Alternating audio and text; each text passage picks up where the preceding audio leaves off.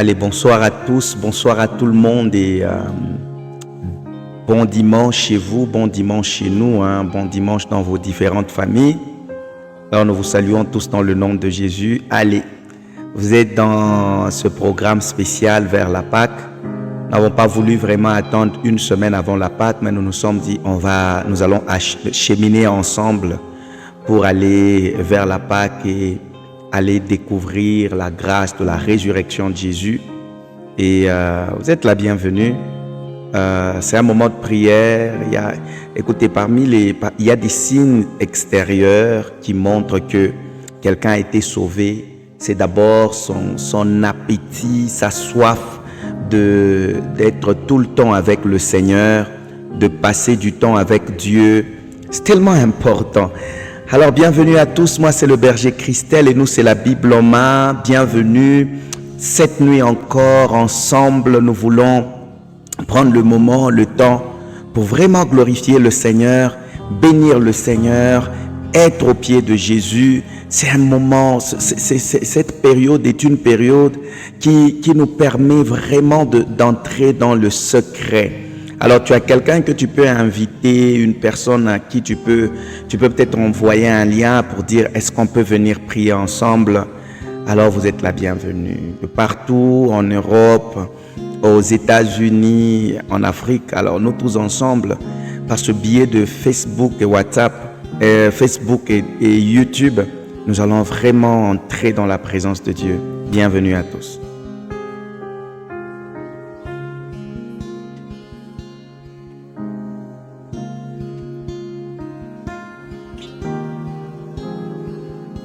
Vous êtes donc la bienvenue dans la présence du Seigneur et nous vous saluons tous dans le nom puissant de Jésus. Je nous crois tous bien portants. Alors nous voulons vraiment commencer par prendre notre temps, le temps de nous approcher de Dieu. Matthieu chapitre 6, lorsque vous lisez le 6e verset, la Bible dit « Mais quand toi tu veux prier, entre là dans ta chambre et ferme la porte qui est derrière toi. » Il y a quelque chose de très important, on dit « Et le Père qui est dans le lieu secret, il est là, il te le rendra. » Un moment important où, lorsque nous voulons prier, nous sommes d'abord conscients qu'il est là, il est près de nous. J'aimerais qu'avant qu'on ne commence même la prière, que chacun d'entre nous puissions être convaincus que nous ne sommes pas seuls. Dieu est là. Dieu est ici. Jésus est ici. Hébreux chapitre 11, le verset 6e, la Bible dit que ceux qui s'approchent de Dieu, ils doivent premièrement croire que Dieu existe.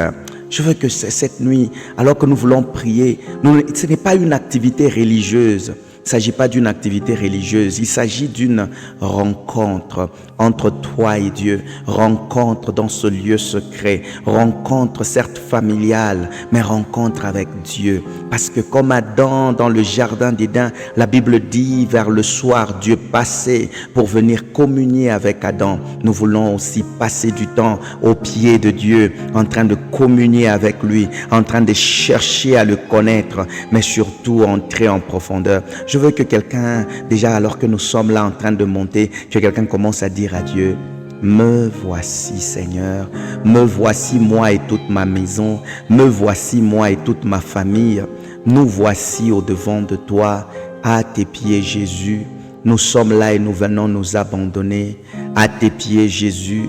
Nous sommes là et nous venons nous abandonner. Nous sommes là devant ta face. La Bible dit, lorsque vous vous approchez, approchez-vous du trône de la grâce, mais avec assurance. C'est avec assurance que nous nous approchons ce soir et cette nuit. C'est avec assurance que nous nous approchons. Toi notre Père, toi notre Dieu, toi qui nous connais, toi qui nous as gardés depuis le matin jusqu'à maintenant, toi qui nous as protégés tout au long de la semaine. Nous sommes là, nous sommes là, nous sommes là. Je suis là ce soir. Je suis là cette nuit, à tes pieds, Seigneur. Me voici encore, me voici. Je viens m'abandonner, je viens me jeter là-bas à tes pieds. Toi notre Père, toi qui es présent, toi qui n'es pas loin de nous, toi qui n'es pas caché, toi qui veux que nous puissions te rencontrer, toi qui aimes bien ces instants, toi qui veux bien ce moment, nous sommes là. Je suis là. Je suis là. Il y a tellement plusieurs personnes qui appellent le Seigneur en ce moment, mais j'aimerais que tu dises à Dieu que Dieu te voie aussi, que les yeux de l'Éternel puissent te localiser aussi. Au milieu de plusieurs personnes, alors que Bartimée était là, non, alors que Zachée était là et qu'il était en train de dire aujourd'hui, moi je vais aller rencontrer le Seigneur. Il y avait plusieurs personnes qui étaient là. Zachée s'est dit non, je suis tellement chétif que je suis incapable de voir, alors je vais prendre le sycomore. La Bible même peut devenir une sycomore pour toi et pour ta famille cette nuit. Là où tu peux juste monter, c'est que j'aime, Jésus l'a localisé. Jésus a vu qu'il y a quelqu'un qui a envie de me rencontrer. Il y a quelqu'un qui a envie de me voir. C'est un privilège. Vois-moi aussi, Jésus. Est-ce que quelqu'un peut dire à Jésus, vois-moi aussi, Jésus. Cette nuit, vois ma maison, Jésus. Cette nuit, vois-moi aussi, dans le nom de Jésus. Que les yeux, les regards du Dieu très haut, du Dieu très bon, puissent se fixer complètement sur ta maison, sur ta famille. Alors que tu es là, est-ce que tu peux lui dire calmement, vois-moi. Vois-moi, Jésus. Et dans Matthieu chapitre 6, le verset 9, Jésus dit, mais quand vous voulez prier, on ouvre avec ça. Dites, notre Père qui es aux cieux, que ton nom soit sanctifié, que ton règne vienne, que ta volonté soit faite sur la terre comme au ciel. Donne-nous aujourd'hui notre pain de ce jour. Pardonne-nous nos offenses, comme nous pardonnons aussi à ceux qui nous ont offensés. Ne nous laisse pas entrer en tentation, mais délivre-nous du mal. Car c'est à toi qu'appartiennent le règne, la puissance et la gloire pour le siècle de siècles. Bienvenue dans la présence du Seigneur.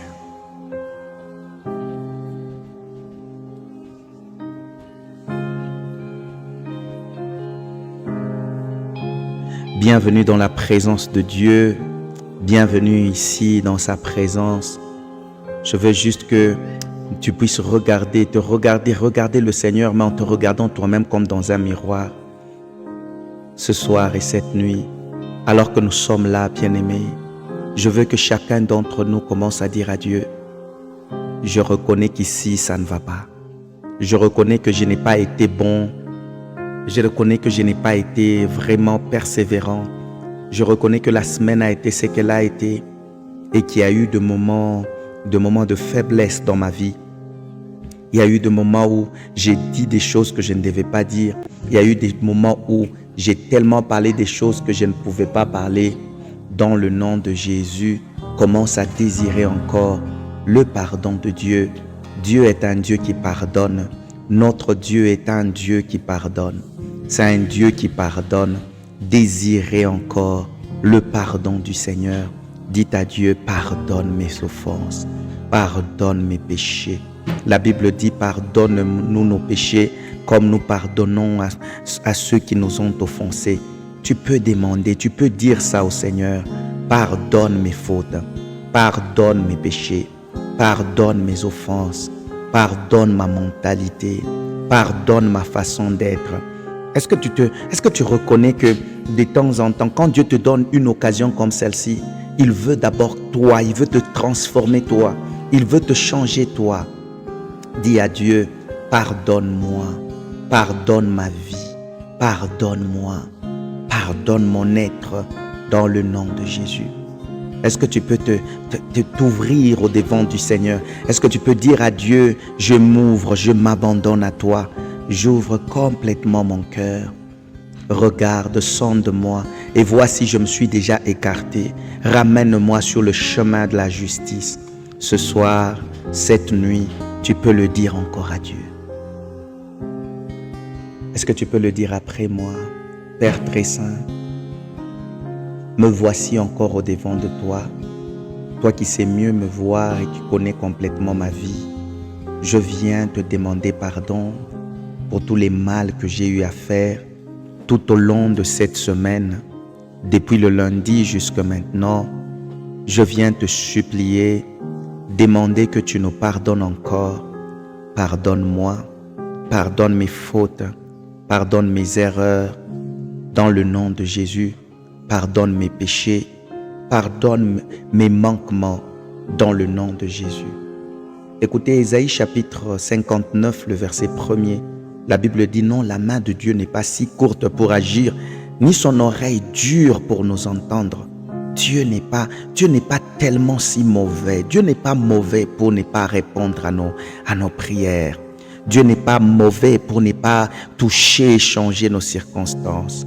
Mais la plupart du temps, ce sont nos péchés, c'est tout ce que nous commettons comme péché qui bloque la main de Dieu, qui empêche Dieu à pouvoir agir. Est-ce que tu peux dire au Saint-Esprit, pardonne-moi de t'avoir attristé encore. Pardonne-moi de t'avoir attristé tout au long de la semaine, depuis le lundi jusqu'à maintenant. Pardonne-nous de t'avoir attristé dans le nom de Jésus. Dans le nom de Jésus. Oh, dans le nom de Jésus. J'aimerais que nous puissions lire avec vous un passage biblique pendant que vous êtes en train de le préparer. Vous le regardez, vous le préparez aussi dans votre propre Bible. Vous êtes en train de méditer sur le pardon de Dieu. Sur le pardon de Dieu, la miséricorde de Dieu. Ce pardon de Dieu. La Bible dit dans Romains chapitre 3, le verset 23e, la Bible est en train de dire, la Bible déclare que le salaire, tous ont péché, en effet, et sont privés de la glorieuse présence de Dieu. Lorsque nous péchons, une des choses qui nous arrive, c'est que nous sommes privés de la glorieuse présence de Dieu. Tous ont péché, en effet, et sont privés de la glorieuse présence de Dieu. Mais j'aime le verset à partir du verset 24. Ils sont déclarés justes par sa grâce. C'est un don que Dieu leur fait par le moyen de la délivrance apportée par Jésus. Verset 25. C'est lui que Dieu a offert comme victime destinée à expier le péché pour ceux qui croient à son sacrifice. Cette nuit, nous sommes sur notre route vers la Pâque. Mais je veux, bien-aimés dans le Seigneur, que nous croyons d'abord au sacrifice de Jésus. La Bible dit, ceux qui croient au sacrifice de Jésus, Dieu le déclare juste. Ce soir, est-ce que tu crois au sacrifice de Jésus? Est-ce que tu crois que Jésus est allé à la croix mourir pour toi? Est-ce que tu crois que Jésus, en allant à la croix, il a porté tes péchés, il t'a même porté toi-même là à la croix? Est-ce que tu crois au sacrifice de Jésus? C'est plus quand nous croyons au sacrifice de Jésus, la Bible dit, c'est lui que Dieu a offert comme une victime destinée à expier le péché pour ceux qui croient en son sacrifice. J'aimerais que tu le dises, que tu le confesses de ta bouche et que tu dises, je crois au sacrifice du Christ. Je crois au sacrifice de Jésus. Je crois au sacrifice de Jésus. Pourquoi? Parce que le sang qui a été versé a été comme le sang d'expiation qui a la capacité d'enlever le péché. Je crois au sacrifice de Jésus.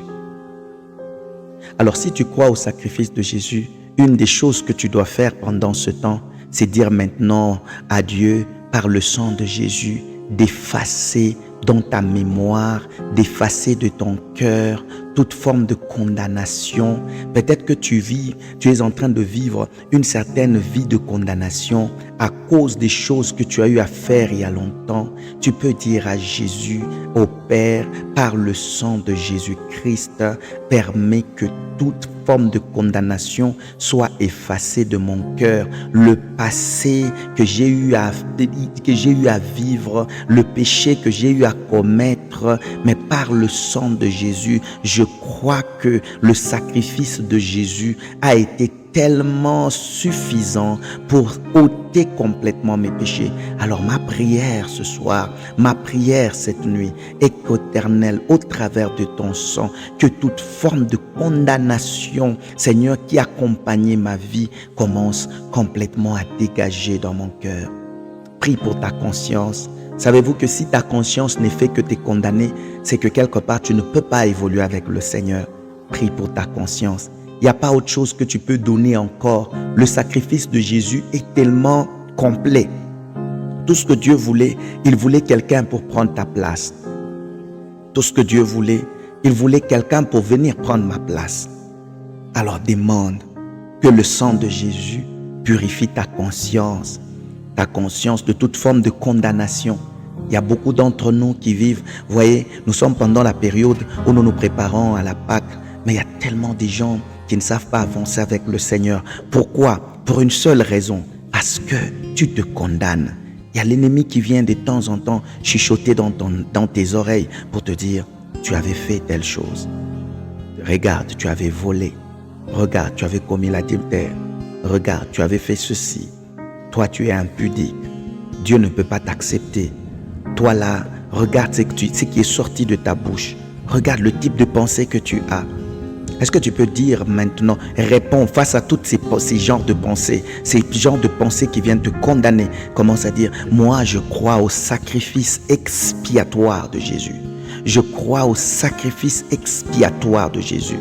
Le Christ est mort pour moi. Jésus est mort pour ma vie, pour mes péchés passés, pour mes péchés présents et pour mes péchés futurs. Il n'y a donc plus aucune condamnation. Il n'y a plus aucune condamnation sur ma vie. Il n'y en a pas dans le nom de Jésus. Tu peux les déclarer. Commence à être libre. Que le sang de Jésus te libère. Que le sang de Jésus te libère. Je te dis, avant que Dieu n'arrange tes circonstances, Dieu a besoin d'abord de t'arranger toi-même. Parce que si on arrangeait ton entourage, on changeait tes circonstances, mais en gardant la même version de la personne que tu es, il y a beaucoup de chances que tu rentres encore dans la même situation. Cette nuit, est-ce que tu peux dire encore à Jésus, ton sang m'a purifié, ton sang m'a lavé, ton sang a ôté mes péchés, je suis libre, il n'y a plus de condamnation dans ma vie, il n'y a plus de condamnation dans ma vie, je suis totalement libre, je suis totalement libre, dans le nom de Jésus, déclare ça, il n'y a plus de condamnation. Il n'y a plus de condamnation dans le nom de Jésus. Je crois à l'expiation de mes péchés que le Christ a eu à donner dans le nom. Le sacrifice de Jésus est tellement suffisant pour expier mes péchés. Alors toute forme de condamnation n'a plus de place dans mon cœur. Je veux que tu gardes un moment de silence et que tu voies ça. Commence à voir combien tu es libre, délivré. Libre, délivré. Tu ne dois plus marcher dans ce stress. Tu ne dois plus marcher dans ce stress. Tu ne dois plus marcher dans ce même problème. Tu ne dois plus être toujours... C'est comme si tu es tellement rempli de beaucoup d'amertume. Quand tu penses à ton passé, tu regardes le passé, tu te dis, waouh, que dois-je faire? Tu n'as rien à faire. La seule chose, crois seulement que tout a été payé. Le prix a été payé. Le prix a été payé. Alors j'aimerais que tu dises à Jésus, merci pour le sang versé. Merci pour le sacrifice de Golgotha. Merci pour le sacrifice de la croix. Est-ce que tu peux élever ta voix pour lui dire, merci pour le sacrifice de Golgotha? C'est plus que l'argent. Romains chapitre 5, le verset 1er, la Bible déclare, lorsque je le lis, la Bible dit, puisque nous avons été déclarés justes en raison de notre foi, nous sommes en paix avec Dieu grâce à notre Seigneur Jésus-Christ. Dis merci à Jésus. Aujourd'hui, tu es en paix avec Dieu. Tu es en paix avec Dieu grâce à notre Seigneur Jésus-Christ. Tu es déclaré juste. Dieu ne te voit pas. Il faut que tu acceptes ça. Dieu ne te voit pas comme les mondes te voient. Tu es en paix. Tu es en paix avec Jésus. Tu es en paix avec Jésus. Est-ce que tu peux le dire avec moi? Seigneur Jésus, merci pour l'œuvre de la croix. Merci pour le sacrifice que tu as eu à faire pour moi. Merci pour le sang versé pour ma vie. Merci pour le sang versé pour ma maison. Merci pour le sang versé pour ma famille. Au nom de Jésus. Je veux que tu ouvres maintenant ta Bible. Mais en attendant, prends le temps de regarder, de contempler ta liberté, l'homme nouveau, cette femme nouvelle que Jésus a voulu que tu deviennes. Cette maison nouvelle, cette famille nouvelle qui a été libérée complètement par le sang de Jésus. Regarde ça, contemple ça, commence à te voir une personne nouvelle, un homme nouveau, une femme nouvelle. une nouvelle version de toi. Tu es racheté, tu es déclaré juste. Tu n'es pas seulement un pécheur qui est devant le Seigneur. Non, tu es un homme juste devant Dieu à cause du sacrifice de Jésus. À cause du sacrifice de Jésus. Je veux que là où tu es, que tu commences à apprécier cela. Apprécie cela dans le nom de Jésus. Apprécie cela dans le nom de Jésus. Il faut que tu te vois. Quand tu te regardes dans le miroir, tu ne te vois plus comme avant. Laisse les autres penser, parler de toi au passé. Laisse les autres garder l'image de ton passé. Mais laisse que Dieu, lui, pendant que Dieu, lui, est en train de regarder la nouvelle personne, la nouvelle version de toi. Gloire à Dieu. C'est ce que la Pâque est en train de nous donner. C'est ce que le sacrifice du Christ est en train de nous donner. Nous allons lire ensemble la parole. Nous ouvrons la Bible dans le psaume chapitre 123. On va juste lire ça. Psaume chapitre 123. On va aller lentement. J'ai levé les yeux vers toi, toi qui règnes dans les cieux. J'ai levé les yeux vers toi, toi qui règnes dans les cieux. Je veux que ça ne soit pas juste une phrase que tu prononces, mais j'aimerais que ça soit une prière, que tu lèves les yeux réellement vers Dieu. Ne regarde pas aux hommes, ne regarde pas aux hommes. Même dans cette situation où tu te trouves, regarde à Dieu. David dit, j'élève les yeux vers toi. Il n'élève pas les yeux vers les hommes, mais il lève les yeux vers Dieu, dans les cieux. Là où ma solution n'est pas sur la terre, mais ma solution se trouve complètement dans les cieux. Nous allons le lire ensemble et nous allons petit à petit aller chuter. Psaume 123. Je lève mes yeux vers toi, qui sièges dans le cieux. Ma famille lève les yeux vers toi, toi qui sièges dans le cieux, toi qui ne sièges pas sur la terre, toi qui sièges dans le cieux. Voici comme les yeux des serviteurs sont fixés sur la main de leur maître et les yeux de la servante sur la main de sa maîtresse. Ainsi nos yeux sont fixés, nos yeux se tournent vers l'Éternel notre Dieu, jusqu'à ce qu'il ait pitié de nous. Aie pitié de nous, Éternel, aie pitié de nous, car nous sommes assez rassasiés de mépris. Notre âme est assez rassasiée de moquerie des orgueilleux, du mépris des hautains. Est-ce que tu as compris le passage? Il dit, je lève les yeux vers toi, je ne les lève pas vers les hommes. C'est comme un serviteur qui fixe son regard vers son maître parce qu'il sait que tout de lui viendra de son maître. Moi aussi, je fixe mon regard vers l'Éternel. Ce soir, nous allons faire cet exercice dans quelques 5 minutes. Dans ton esprit et dans tes pensées, j'aimerais que tu te déconnectes tes pensées de tous tes problèmes, de toute cette réalité qui t'entoure. Maintenant que tu le reconnectes, les fixer vers Dieu.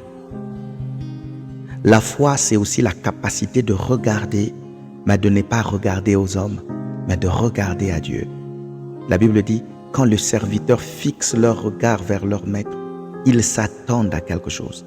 Dieu, leur maître, a la capacité de leur donner tout. Je sais que c'est difficile. C'est difficile de détourner ton regard de ce problème familial que tu as,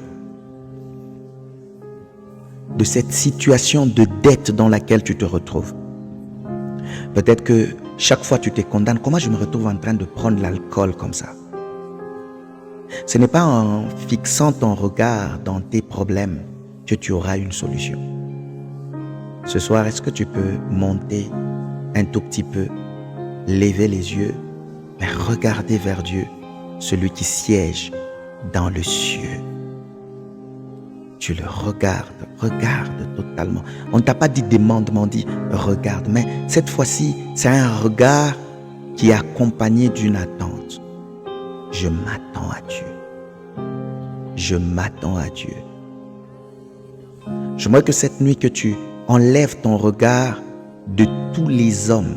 Peut-être que pour toi, tu te disais qu'ils ne m'ont pas aidé. Tu es tellement aigri parce qu'il y a des gens qui t'ont promis. Tu voulais qu'ils t'aident, mais ils ne t'ont pas aidé. La Bible dit le secours de l'homme n'est que vanité. L'homme peut mourir, mais Dieu ne meurt pas.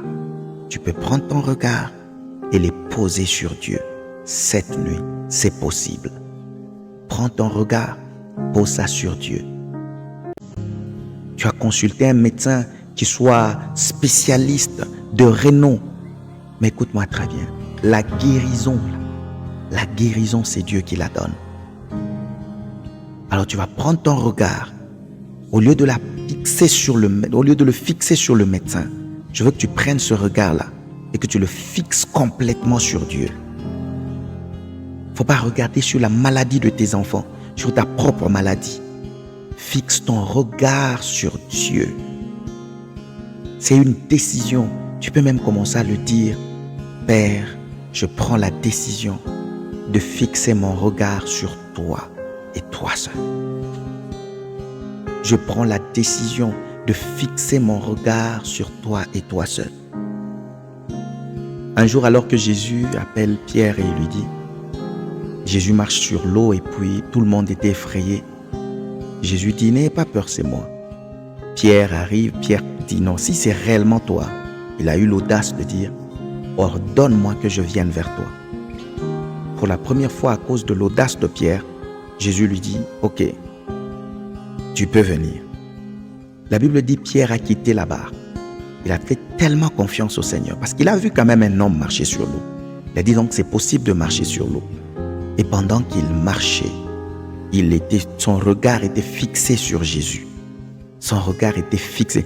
Toutes les fois que son regard était fixé sur Jésus, il avait la possibilité de marcher sur l'eau. Mais à un moment donné, la Bible dit, il a détourné son regard.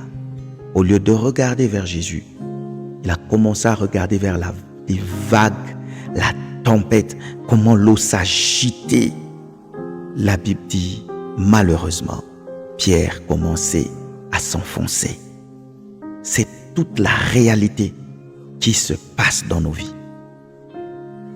Pendant cette période vers la Pâque, en ce deuxième jour, nous avons voulu tourner nos regards, fixer nos regards vers le Père, vers Jésus, vers le Saint-Esprit.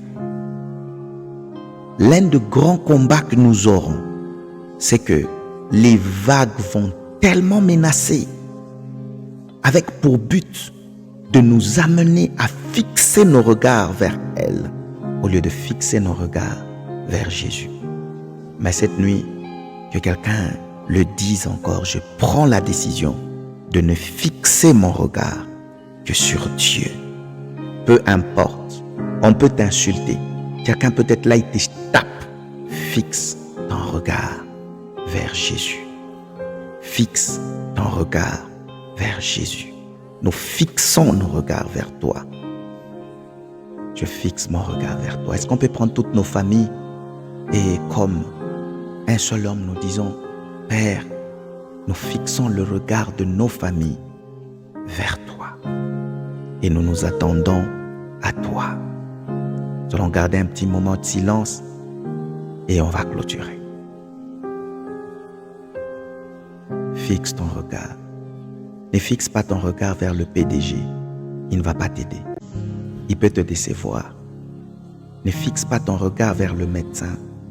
Cet avocat peut essayer de faire tout pour t'aider, mais si Dieu n'est pas là, il ne va pas réussir. Fixons nos regards vers Jésus.